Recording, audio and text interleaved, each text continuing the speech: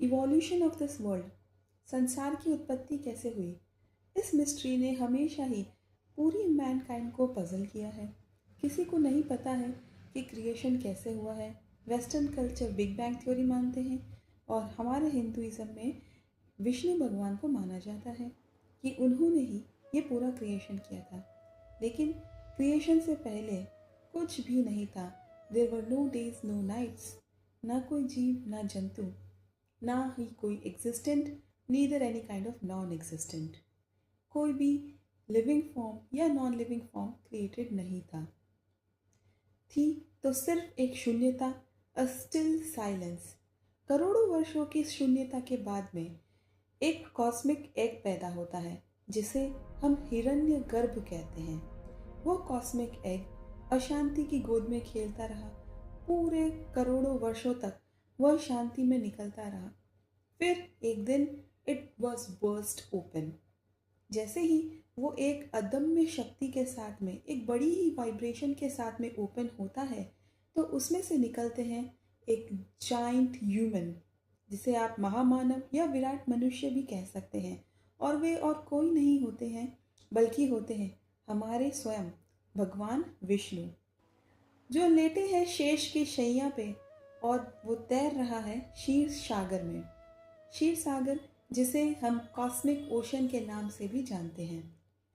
विष्णु भगवान, जैसे पता है, शेषनाग की शैया पे लेटे हैं जिसके अंदर हजारों बहुत सारे बड़े बड़े नाग हैं। There are thousands of snakes और I would say cobras in that whole Sheshnag group has been floating on the Shir Sagar, which can also be called the cosmic ocean. उसमें से ही भगवान विष्णु की जो नेवल है, यानी जो नाभि है उनकी, उसमें से खिलता है एक छोटा सा कमल और उसी कमल से होती है इस पूरे संसार की रचना। वो कमल आसन बनता है हमारे भगवान ब्रह्मा का। ब्रह्मा जो इस पूरी सृष्टि के क्रिएटर हैं, वे देखते हैं जब एग्जिस्टेंस में आते हैं तब वहीं पे त्रिमूर्ति का एग्जिस्टेंस या क्रिएशन हमें माना जाता है। त्रिमूर्ति हैं सबसे पहले हमारे ब्रह्मा, जो हमारी इस पूरी दुनिया, इस सृष्टि के क्रिएटर हैं, जिसे हम कहते हैं रचयिता। दूसरे हैं हमारे विष्णु भगवान, हु इज़ द मेंटेनर, हम सबके पालक, हम सबको पालन करने वाले हमारे विष्णु भगवान। एंड थर्ड इज़ महेश, जिन्हें हम शिव जी और भोले के नाम से भी जानते हैं, और वे हैं द डिस्ट्रॉयर, नाश करता। जिसे कोई भी जीव जंतु का नाश हो जाता है, ही इज़ द डिस्ट्रॉयर। जब ब्रह्मा ने आंखें खोली तब उन्होंने देखा there was a still silence, a deep silence all over the world. फिर उन्होंने कहा कि अगर मुझे किसी चीज़ की क्रिएशन करनी है तो उन्होंने बहुत बड़ा ध्यान किया, अ लॉन्ग मेडिटेशन। उस लॉन्ग मेडिटेशन के बाद में सबसे पहले उन्होंने बनाए प्रजापति और सप्तऋषि। भगवान विष्णु ने प्रजापति बनाए ताकि वे पूरे वर्ल्ड के लीडर बन सकें, उन्हें रूल कर सकें, कंट्रोल कर सकें।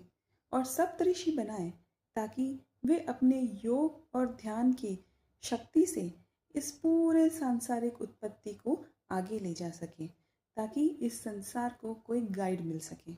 फिर ब्रह्मा ने क्रिएशन किया, निर्माण किया पंच तत्व का। अंतरिक्ष मतलब स्पेस, आग फायर, पानी वाटर, एयर हवा और धरती अर्थ। इन पंच तत्वों से मिलकर के ही हमारे नदी बने, पहाड़ बने और ये सारे जंगल बने। और फिर उस महामानव जाइंट ह्यूमन हमारे विष्णु से ही ये पूरा संसार बना। जैसे वो सांस लेते वैसे ही हवा चलती।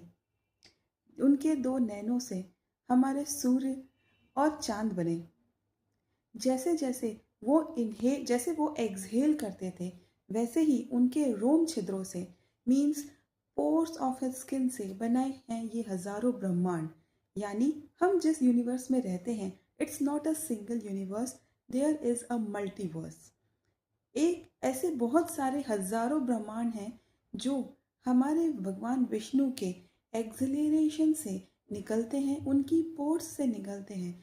जैसे जैसे वो एक्सहेल करते हैं वैसे वैसे ही उनके पोर्स से बहुत सारे मल्टीवर्सेस बनते हैं, और जैसे ही वो इनहेल करते हैं वैसे ही उनकी सारी की सारी एनर्जी, मल्टीवर्सेस की एनर्जी वापस अपने आप के अंदर अब्जॉर्ब कर लेते हैं।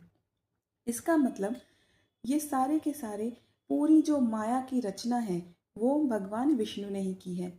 और आजकल के कुछ साइंटिस्ट टेलीस्कोप से डिस्कवर करके इन्हें कॉस्मिक बबल्स बताते हैं, जो हमारे सप्तऋषियों ने और हमारे वेद और पुराणों ने कुछ करोड़ों या अरबों साल पहले ही डिस्कवर कर लिया था।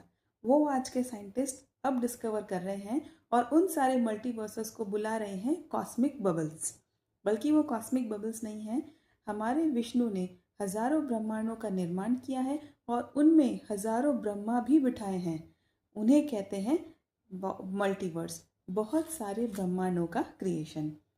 ये पूरी माया है जो हमारे भगवान विष्णु ने रची है। ये तो हो गई वर्ल्ड की क्रिएशन।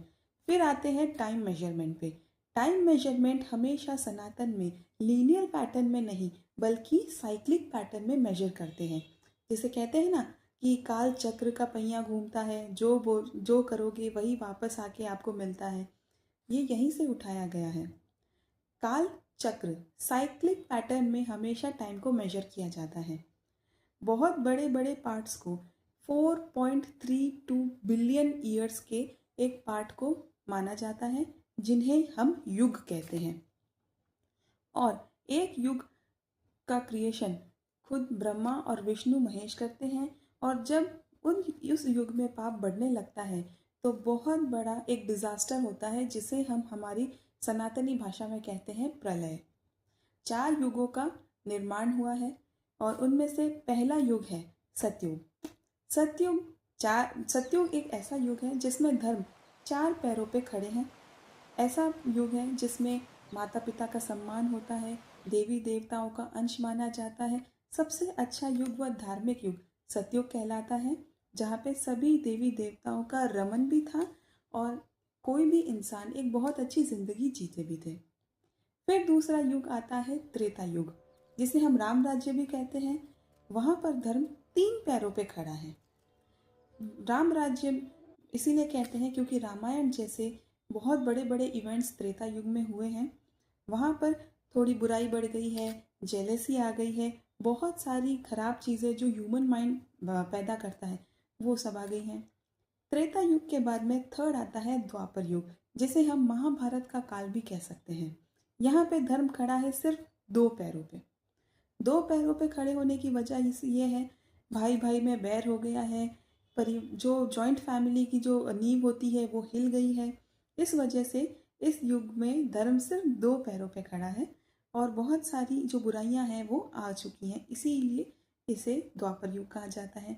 और अब हम सीधे चल करके आ रहे हैं हमारे कलयुग में, जहाँ पर हम रह रहे हैं, जहाँ पे धर्म सिर्फ एक पैर पे खड़ा है। वो बताने की ज़रूरत नहीं है कि इस कलयुग को कलयुग क्यों कहा जाता है, क्योंकि आज के ज़माने में आप देखेंगे तो एक नई करोड़ों बुराइयां आ जाएंगी। रिसेंटली देख सकते हैं रेप्स, मर्डर्स, अभी असम की फ्लड्स, बहुत सारी चीज़ें हो रखी हैं, जिसलिए इसमें धर्म सिर्फ एक पैर पे खड़ा है। और इसका प्रलय आएगा जब कल की भगवान का जन्म होगा। ये थी पूरी की पूरी वीडियो, जब कुछ भी क्रिएशन नहीं था उससे लेकर के कलयुग तक की प्रेजेंट डे की वीडियो है। अगर आपको वीडियो सही लगे, अच्छी लगे, तो प्लीज़ लाइक कीजिए, शेयर कीजिए, कमेंट करो एंड प्लीज़ सब्सक्राइब।